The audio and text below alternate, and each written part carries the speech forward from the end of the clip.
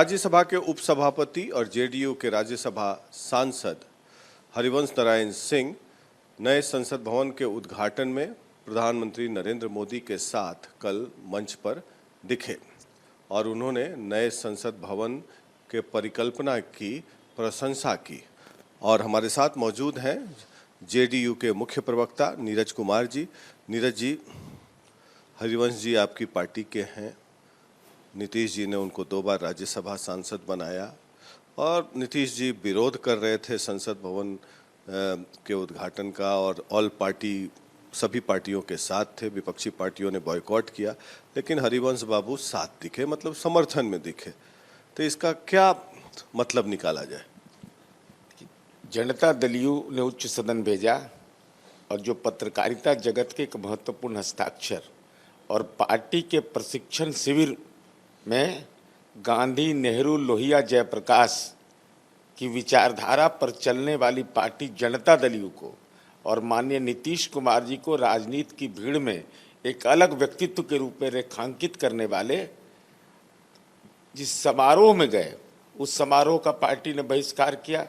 फिजूल खर्ची, पुरखों के अपमान के नाम पर उनके खुद के सभापति जो उपराष्ट्रपति हैं वो उस कार्यक्रम में नहीं गए और आपने वहां जाकर कसीदे पढ़ रहे थे और इतिहास में पुरखों का अपमान हो रहा था।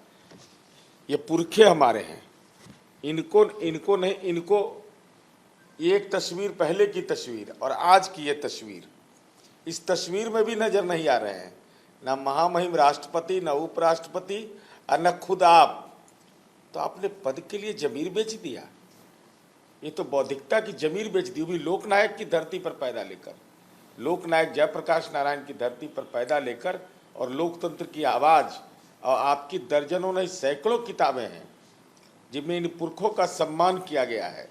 आज आपने बौद्धिकता के किस उदाहरण को पेश कर दिया? ये चिंता और चिंतन का विषय है और पार्टी का शीर्ष नेतृत्व का अधिकार है उस पर अपना क्या नज़रिया रखेंगे।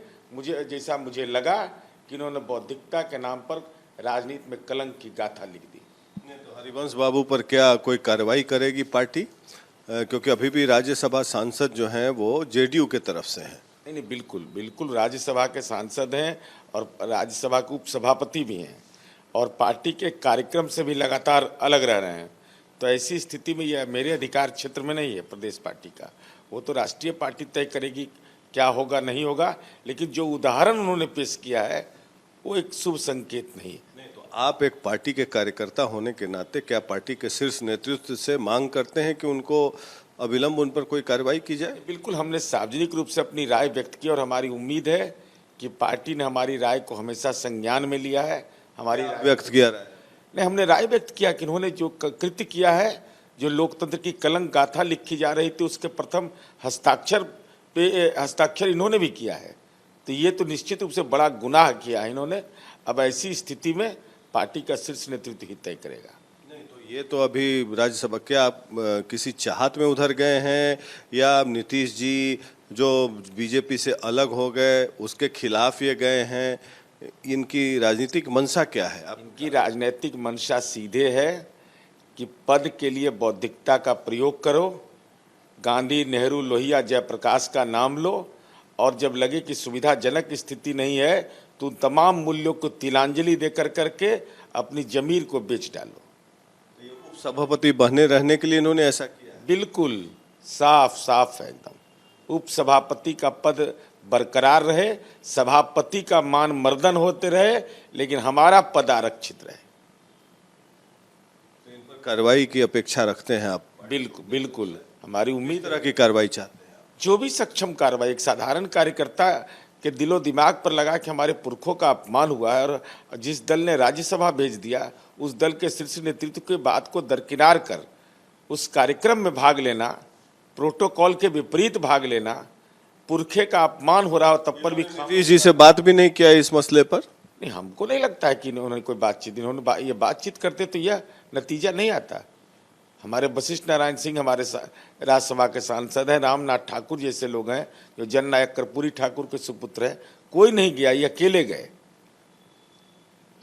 इनकी बात भी जनता दल में कोई नहीं मान रहा है।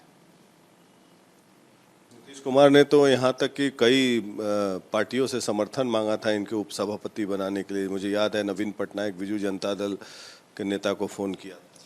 इतिहास इस रूप में याद करेगा ना, बौद्धिक प्रशिक्षण देते थे और माननीय नीतीश कुमार जी के पक्ष में तरह तरह के तर्क देते थे और विभिन्न पार्टियों का समर्थन लेकर के एक सीमित संख्या के बावजूद माननीय नीतीश कुमार जी ने अपने राजनीतिक प्रभाव से उपसभापति का पद दिलाने में सहायक की भूमिका अदा की।